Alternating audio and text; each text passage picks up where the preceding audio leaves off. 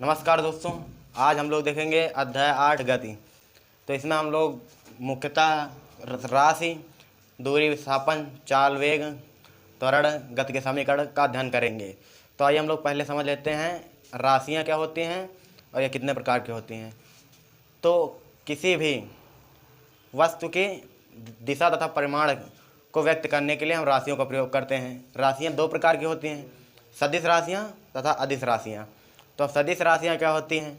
तो वे राशियाँ जिनको व्यक्त करने के लिए परिमाण तथा दिशा दोनों की आवश्यकता होती है, सदिश राशियाँ कहलाती हैं। तथा अदिश राशियाँ क्या होती हैं? तो अदिश राशियाँ ऐसी राशियाँ जिनको व्यक्त करने के लिए केवल परिमाण की आवश्यकता होती है, दिशा की नहीं। तो इसके लिए हम लोग समझ लेते हैं। मान लीजिए हमारे पास 5 न्यूटन का बल है। तो हमसे किसी ने कहा कि 5 न्यूटन का बल लगाओ। अब ये उसने ये नहीं बताया किस दिशा में लगाना है। हमने 5 न्यूटन बल पूरा दिशा में लगा दिया, अगला कह रहा है कि नहीं उत्तर दिशा में लगाना था। तो इसके लिए हम लोगों को दिशा का भी ज्ञान होना चाहिए। तो मान लीजिए किसी ने कहा तो उसको यह भी बताना पड़ेगा किस दिशा में लगाना है। तो इसके लिए यह एग्जाम्पल हो, जैसे बल है, यह सदिश राशियाँ एक सदिश राशि है। इसी प्रकार अदिश राशि जिसके लिए केवल परिमाण की आवश्यकता होती है। मान लीजिए किसी ने कहा कि आप किसी पेड़ की लंबाई जो है 5 मीटर है, तो वह किस दिशा में है इसकी ज़रूरत नहीं पड़ेगी, क्योंकि लंबाई जो होती है वो सीधी होती है। तो यह केवल परिमाण की आवश्यकता होगी, इसीलिए लंबाई एक अदिश राशि है। तो हम लोगों ने राशियाँ पढ़ ली। अब इसके बाद हम लोग पढ़ेंगे दूरी तथा विस्थापन। तो दूरी क्या होती है? किसी व्यक्ति द्वारा तय किए गए मार्ग की लंबाई को दूरी कहते हैं। तो इसको एग्जाम्पल की सहायता से समझते हैं। मान लीजिए आपका घर है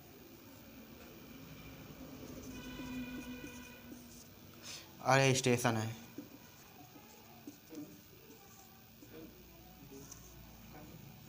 यह रास्ता जाता है घर से स्टेशन के लिए। तो मान इसके घर से इस सड़क की कुल लंबाई 8 मीटर है, 8 किलोमीटर है, यानी 5 किलोमीटर यह इधर है, 3 किलोमीटर यह इधर। तो यानी किसी व्यक्ति द्वारा तय किए मार्ग की लंबाई को दूरी कहते हैं। मान लीजिए आप यहाँ से गए 5 किलोमीटर इधर या 3 किलोमीटर इधर। तो यानी आपको घर से स्टेशन तक जाने में टोटल 8 किलोमीटर चलना पड़ा, यानी यही 8 किलोमीटर लंबाई हो गई। और जैसे विस्थापन है, तो किसी व्यक्ति द्वारा तय किए गए मार्ग की न्यूनतम लंबाई, यानी जो कम से कम लंबाई है, उस स्थान तक पहुंचने के लिए कम से कम लंबाई की आवश्यकता पड़ती है, उसे विस्थापन कहते हैं। यानी किसी व्यक्ति द्वारा तय किए गए मार्ग की न्यूनतम लंबाई को विस्थापन कहते हैं।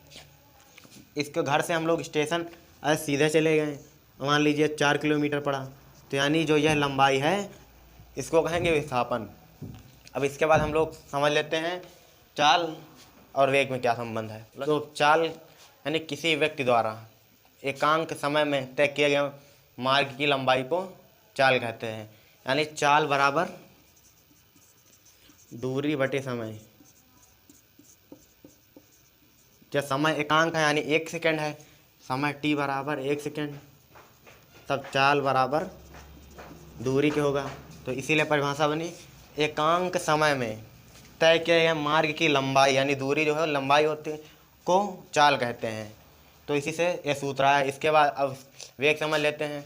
तो यानी एकांक समय में हुए विस्थापन को वेग कहेंगे। तो यानी वेग बराबर विस्थापन बटे समय अंतराल। यानी एकांक समय में हुए विस्थापन को, यानी एकांक समय में हुए विस्थापन को वेग कहते हैं। तो हमने चाल और वेग समझ लिया। अब हम लोग समझते हैं चाल दो प्रकार की होती हैं, एक समान चाल तथा असमान चाल। तो अब इसको समझते हैं क्या होते हैं। तो समान चाल यानी ऐसी चाल जो विभिन्न मतलब एक समान समय अंतरालों में समान दूरी तय करती है। यानी मान लीजिए हम लोगों को 5 किलोमीटर का रास्ता तय करना है, तो यह 1 किलोमीटर का है, यह भी 1 किलोमीटर का, यह भी 1 किलोमीटर, 1 किलोमीटर। तो हम लोग जैसे यहाँ से चले, तो यहाँ से मान लीजिए हम लोग 5 मिनट लगा, फिर आगे जो दूरी तय करेंगे उसमें भी 5 मिनट लगेगा, फिर आगे भी जो दूरी तय करेंगे उसमें भी 5 मिनट लगेंगे, यानी समान समयांतरालों में समान दूरियां तय करें। तो ऐसी चाल को एक समान चाल कहते हैं। और असमान चाल क्या होती है? समान समयांतरालों में विभिन्न दूरियां तय करें, यानी जैसे 5 मिनट में 1 किलोमीटर यहाँ चला, उसके बाद 5 मिनट में 1 नहीं 1.5 किलोमीटर पहुँच गए, 1 नहीं गया 1.5 किलोमीटर। समान समयांतरालों में विभिन्न दूरियां तय करने को असमान चाल कहते हैं, यानी ऐसी चाल जो समान समयांतरालों में विभिन्न दूरियां तय करें। समान वेग, समझते समान वेग तथा असमान वेग। तो असमान वेग क्या होता है? तो समान समयांतरालों में हुए विस्थापन को समान वेग कहते हैं, तथा समान समयांतरालों में हुए विभिन्न विस्थापन को, यानी जैसे जो विस्थापन हुआ वह एक निश्चित नहीं है, थोड़ा आगे मतलब आगे पीछे हो गया, कहीं 1.5 किलोमीटर का विस्थापन था वो आगे अगले उतने ही समय में 2 किलोमीटर का विस्थापन हो गया। तो ऐसे चाल को, ऐसे वेग को असमान वेग कहेंगे, तथा जो समान समयांतरालों में समान विस्थापन हो उसे समान वेग कहेंगे, और जो समान समयांतरालों में असमान विस्थापन हो तो असमान वेग कहलाता है। इसके बाद हम लोग पढ़ेंगे औसत चाल क्या होती है। तो इसमें क्या होता है कि मतलब जो दूरियां होती हैं, विभिन्न दूरियां तथा मतलब कुल दूरी जो होती है तथा कुल समय के अनुपात को औसत चाल कहते हैं। तो मान लीजिए जैसे हम लोग 5 किलोमीटर चले, पहले 20 मिनट लगा 5 किलोमीटर चलने में। जब एक बिंदु से चले, मान लीजिए ए बिंदु से चले 5 किलोमीटर, तो 20 मिनट का समय लगा। अब इसके बाद इसके आगे चले 10 मिनट चले तो हम लोग 2.5 किलोमीटर पहुँचे। इसके बाद फिर चल गए 5 मिनट चले, इसके बाद 1 किलोमीटर चले। तो यानी अब जो इसका कुल दूरी तथा कुल समय हो उसके अनुपात को औसत चाल कहते हैं। यानी अब जैसे हमको औसत चाल निकालनी है, तो औसत चाल बराबर कुल दूरी बटे कुल समय। यानी कुल दूरी क्या हो गई? 5 किलोमीटर चले, 6 2 8 1 8.5 किलोमीटर, 8.5 किलोमीटर यह हो गया। अब टाइम कितना लगा? तो 20 10 30 5 35, यानी 35 मिनट लगा। तो अब इसके अनुपात को हम लोग कहेंगे कि मतलब औसत चाल कहेंगे। यानी औसत चाल क्या होती है? कुल दूरी तथा कुल समय के अनुपात को औसत चाल कहते हैं।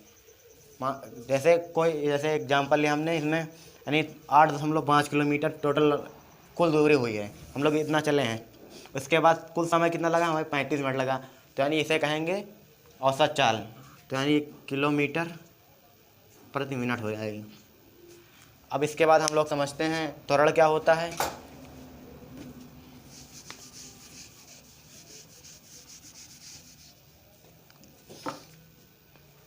तो अब त्वरण के लिए यानी वेग परिवर्तन की दर को, जो वेग परिवर्तन होता है उसकी दर को त्वरण कहते हैं। तो यानी त्वरण बराबर वेग परिवर्तन बटे समयांतराल। इसको दूसरी तरह से भी परिभाषित कर सकते हैं, जैसे समयांतराल, यानी जो समय है वह 1 सेकंड हो जाए, तो यानी जो एकांक समय में हुए वेग परिवर्तन को त्वरण कहते हैं।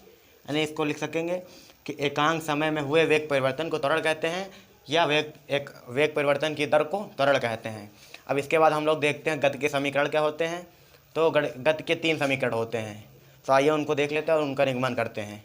तो अब हम लोग देखते हैं गति के समीकरण। इसमें पहला जो प्रथम समीकरण है वह v बराबर u प्लस ए टी है, दूसरा जो है s बराबर u T plus half A T square है, तीसरा जो है v स्क्वायर बराबर u स्क्वायर प्लस 2s।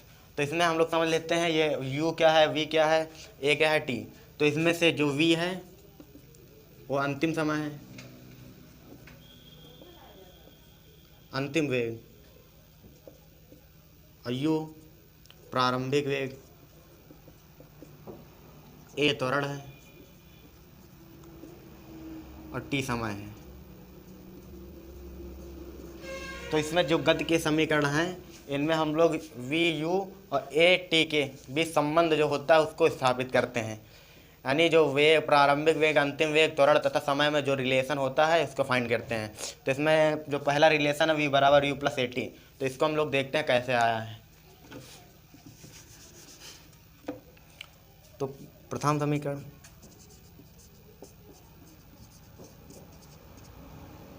इसके हम लोग पहले लिख लेते हैं क्या मानते हैं इसमें। तो माना किसी वस्तु का प्रारंभिक वेग u, अंतिम वेग v, त्वरण a है तब।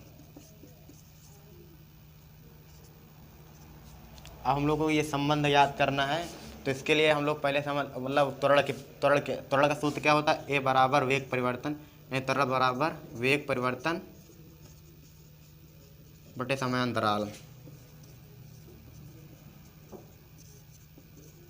इसमें अब ए बराबर लिखा है, वेग परिवर्तन क्या हुआ, प्रारंभिक वेग u था, अंतिम वेग v है, तो यानी v से u घटा दे तो यही वेग परिवर्तन हो जाएगा, तो यानी v माइनस यू अपॉन समय अंतराल t हो गया।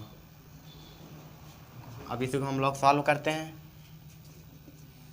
तो at हो जाएगा, at बराबर v माइनस यू, तो v बराबर u प्लस at, यानी ये हो गया समीकरण प्रथम सिद्ध। अब इसके बाद हम लोग दूसरा सिद्ध करते हैं, यानी अब द्वितीय इसमें भी यही मानेंगे, उसके इसमें थोड़ा और बढ़ा देंगे। त्वरण ए है तथा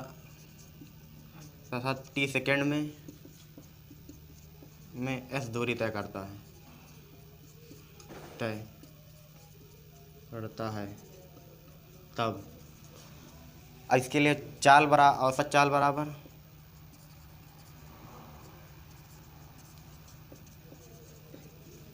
दूरी बटे समय।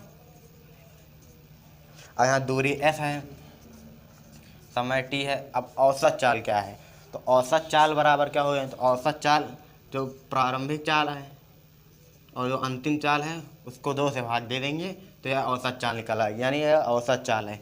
तो औसत चाल क्या हो गई, v प्लस यू बाई 2, यह औसत चाल हो गई। अब इसको भी हल करते हैं, यह t इधर आ जाएगा गुणे में, यह 2s हो जाएगा, 2s बराबर ut प्लस vt। अब हम लोग इसमें v का मान रख देते हैं, यानी 2s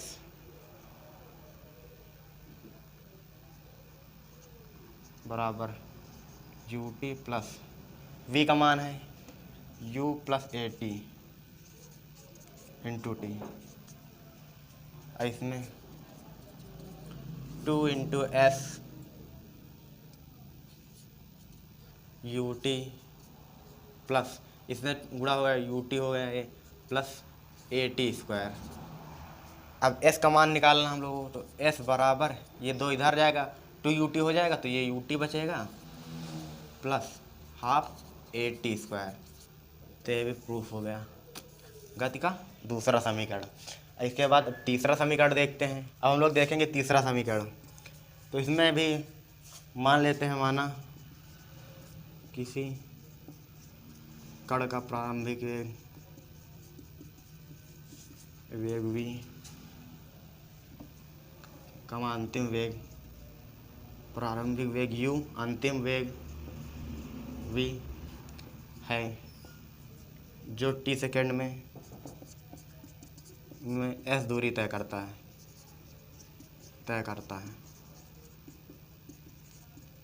तब गति के प्रथम समीकरण से, ठीक, प्रथम समीकरण से तो गति के प्रथम समीकरण क्या है, v बराबर u प्लस at। अब इसका हम लोग वर्ग कर रहे हैं, दोनों पक्षों का वर्ग करने पर, तो u स्क्वायर प्लस बराबर u प्लस at का होल स्क्वायर।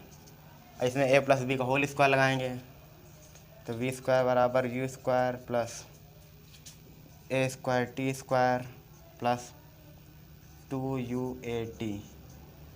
हम लोगों को s लाना है 2as, तो इसमें से हम लोग a कॉमन ले रहे हैं, u square plus a common ले लिया, at स्क्वायर प्लस 2ut। इसमें से जैसे हम लोग 2 कॉमन ले लें तो ये बन जाएगा at square plus half at square plus ut, तो यानी इसको वी स्क्वायर बराबर यू स्क्वायर प्लस 2a, इसमें बचेगा half A T square plus इधर लिखे दे रहे हैं यू टी, यानी जो वी स्क्वायर बराबर यू स्क्वायर प्लस 2a। अब एस बराबर U T plus half A T square होता, यानी इसका मान जो है एस हो गया, तो यानी यह भी सिद्ध हो गया। तो यानी वी स्क्वायर बराबर यू स्क्वायर प्लस 2as। तो आशा करता हूँ कि आपको यह वीडियो समझ में आई होगी। अगली वीडियो में हम लोग ग्राफी विधि से किस प्रकार इनको हल करते हैं समीकरणों को, उसके बारे में पढ़ेंगे। फिर उसके अगली वीडियो में न्यूमेरिकल्स करेंगे। तो अभी तक आपने हमारे चैनल को सब्सक्राइब नहीं किया तो कर लीजिए। धन्यवाद।